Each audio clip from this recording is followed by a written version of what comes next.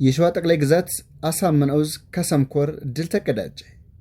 ሰኔ 17 2018 ዓመተ ምህረት የአፋብን ሸዋ ጠቅላይ ግዛት አሳምነው ዕዝ ከሰም ሁለተኛ ኮርስ የሚገኙት ሶስቱ ክፍለ ጦሮች በቅንጅት በወሰዱት ወታደራዊ እርምጃ በከሰም ቀጠና ከፍተኛ ድል ማስመዝገባቸውን የግንባር መረጃችን አስታውቋል። የአገዛዙ ጥምር ጦር በ42 ተሽከርካሪዎች የተጫነ ሰው ኃይል በማጓጓዝ የፋኖን ሰራዊት እደመሳለሁ በሚል ቀቢጸ ተስፋ በስድስት አቅጣጫዎች ተንቀሳቅሶ ነበር። ይሁን እንጂ ጀግናው ሰራዊታችን በደረሰው ቅድመ መረጃ መሰረት በሶስት አቅጣጫዎች ስልታዊ ጥቃት ሰንዝረውበታል። የቡልጋ ክፍለ ጦር፣ የነበልባል ክፍለ ጦር እና የኃይለ ማርያም ማሞ ክፍለ ጦሮች ከአክሪሚት ተነስቶ ወደ ሰቃጩ አቅጣጫ ይጓዝ የነበረውን ኃይል በመክበብ ከፍተኛ ወታደራዊና ቁሳዊ ኪሳራ እንዳደረሱበት የኮር ህዝብ ግንኙነት ክፍል ገልጿል። በጥቃቱም በርካታ ቁጥር ያላቸው የአገዛዙ ጥምር ጦር አባላት መደምሳቸውንና ቀሪው የቆሰለና የተፈታተነ ኃይል ወደ ተራራማ ቦታዎች በመሸሽ ተጨማሪ ድጋፍ በመጠባበቅ ላይ እንደሚገኝ ተገልጿል። የሸዋ ጠቅላይ ግዛት አሳምነው ዕዝ ከሰም ኮር ያደረሰበትን ከባድ ምት መቋቋም ያቃተው የአገዛዙ ጥምር ጦር በአካባቢ በሚገኙ 4 ቀበሌዎች ማለትም በስቻት፣ በጎረፎ፣ በአክሪሚት እና በሰቃጮ ቀበሌ ላይ ጥቃትና ዘረፋ ፈጽሟል። ከነዚህ ቀበሌዎች በሚገኙ አርሶ አደሮች፣ ነጋዴ፣ በመኖሪያ ቤቶች፣ ሱቆችና ግሮሰሪዎች ላይ ከባድ መሳሪያ ወይም ድሽቃ ተኩስ የከፈተ ሲሆን ወርቅ፣ ልዩ ልዩ ጌጣጌጥ እንዲሁም የምግብ እህሎች፣ ሽሮ፣ በርበሬ፣ ዘይትና ዱቄት መዘረፋቸውን የአካባቢው ማህበረሰብ ጠቅሷል። በተጨማሪም በመንገድ ላይ የተገኙ ከ9 በላይ የቤት እንስሳት፣ ፍየሎች መታረዳቸውን የኮሩ ህዝብ ግንኙነት የላከው የግንባር መረጃ ያስታውቃል። ክብር ለትግሉም ሰማዕታት፣ ህልውናችን በተባበረ ክንዳችን። ሸዋ ጠቅላይ ግዛት አሳምነው ዕዝ ህዝብ ግንኙነት መምሪያ። በምስራቅ ወለጋ የአየር ድብደባ ለ3ኛ ቀን መቀጠሉ ተገለጸ። በምስራቅ ወለጋ ዞን በተለያዩ አካባቢዎች የተጀመረው የጀትና የሄሊኮፕተር የአየር ድብደባ ዛሬም ለ3ኛ ተከታታይ ቀን ቀጥሎ መዋሉን የአካባቢው መረጃዎች አመልክተዋል። የአየር ድብደባው በዋናነት ያነጣጠረው በምስራቅ ወለጋ ዞን ስር በሚገኙ አንዶዴ፣ ዲቾ፣ ለሊ እንዲሁም ባታ ጋዲና በአካባቢው ባሉ መንደሮች ላይ መሆኑ ተገልጿል። የአየር ጥቃቱን ተከትሎ በአካባቢው በሚገኘው ማህበረሰብ ላይ ከፍተኛ ህይወት መጥፋት እና መፈናቀል እየደረሰ እንደሚገኝ ምንጮች ገልጸዋል። በአንድ ወር ውስጥ ከ420 በላይ የሰው ኃይል፣ 322 የጦር መሳሪያና ከ28000 በላይ ተተኳሾች ወደ ሚኒሊክ ዕዝ ገቢ ሆኑ። በአማራ ፋኖ ብሔራዊ ንቅናቄ አፋብን ወሎ ቤት አማራ ሚኒሊክ ዕዝ ስር በሚንቀሳቀሱ 6 ኮሮችና ልዩ ዘመቻ ውስጥ ባለፈው አንድ ወር ውስጥ ብቻ ካገዛዙ የብልጽግና ሰራዊት የኮበለሉ 304 የመከላከያ አባላትን ጨምሮ በጠቅላላው 423 የሰው ኃይልና በርካታ የጦር መሳሪያዎች ወደ ዕዙ ገቢ መሆናቸው ታወቀ።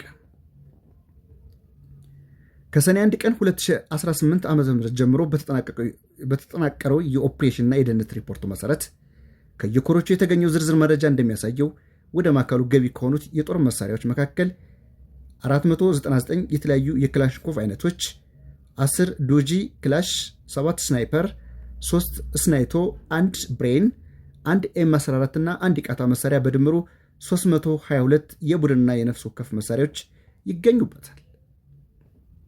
በተገኘው መሳሪያ በተጨማሪ 27577 የክላሽ ጥይት፣ 360 የብሬን ጥይትና 118 የስናይፐር ጥይትን ጨምሮ በአጠቃላይ 28555 ተተኳሾች፣ 327 የእጅ ቦምቦች፣ 6 የጭስ ቦምቦች እንዲሁም 204 የወገብና የደረት ትጥቆች፣ 3 የመገናኛ ሬዲዮችና 4 የስናይፐር ካዝናዎች በዕዙ ስር ወደሚገኙት ክፍሎች ገቢ መደረጋቸው ታውቋል። ይህንን ከፍተኛ የሰው ኃይልና የትጥቅ ስምሪት በተመለከተ ከየክፍሎቹ የተገኘው ሪፖርት እንደሚጠቁመው ወደ 102ኛ ኮር ስር ለሚገኙት 12ኛ፣ 49ኛና 65ኛ ክፍለ ጦሮች 62 አባላትና 62 መሳሪያዎች እንዲሁም 6960 የክላሽ ጥይት፣ 116 ቦምቦች ገቢ ሆነዋል። የ303ኛ አሳምነው ኮር ዋና መምሪያ ክፍለ ጦሮች 14ኛ፣ 19ኛና 21ኛ እንዲሁም 30ኛና 81ኛ በበኩላቸው 24 የክፍለ ጦርና የሻለቃ አመራሮችን ጨምሮ 56 አባላትን፣ 57 መሳሪያዎችንና 4190 የክላሽ ጥይቶችን ተቀብለዋል።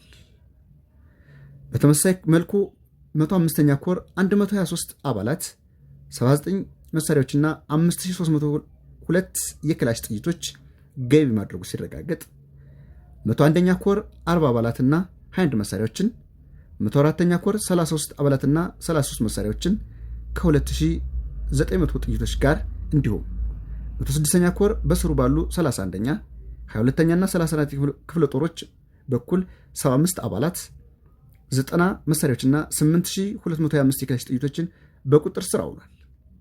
ከዚህም ባሻገር ወደ ልዩ ዘመቻ ክፍል 100 አለቃና 250 አለቆችን ጨምሮ 8 አባላት 9 መሳሪያዎችና አንድ የመገናኛ ሬዲዮ ተቀላቅለዋል። በአሁኑ ወቅት እየተካሄደ ያለው የአማራ ህዝብ የህልውና ተጋድሎ በትጥቅ የተደገፈ የፖለቲካ ትግል መሆኑን ከግምት ውስጥ በማስገባት ከአገዛዙ መዋቅር እየከዳ ወደ ህዝባዊ የፋኖ ትግል የሚቀላቀለው የሰው ኃይልና የትጥቅ መጠን በዚህ መልኩ ከፍተኛ ሁኔታ መጨመሩ የብልጽግና ስርዓት በመሰረቱ መፍረክረኩና ማብቂያው መቃረቡ የሚያሳይ ግልጽ ማሳያ ነው። በመሆኑም አሁንም ድረስ በዚህ ስርዓት መጠቀሚያና ጠባቂ መሆን ላይ የምትገኙ የሰራዊት አባላት የቀረበላችሁን ወንድማዊ ጥሪ በመቀበል በየቀጠናችሁ ወደሚገኘው የፋኖ አደረጃጀት በአስቸኳይ እንድትቀላቀሉ ጥሪያችንን እናስተላልፋለን። መዳረሻው ድልና ነጻነት የሆነ የአማራ ህዝብ የህልውና ተጋድሎ ተጠናክሮ ይቀጥላል። ህልውናችን በተባበረ ክንዳችን። የአፋብን ወሎ ቤት አማራ ምኒልክ ዕዝ ሚዲያ እና ኮሚኒኬሽን መምሪያ ሰኔ 17 ቀን 2018 ዓ.ም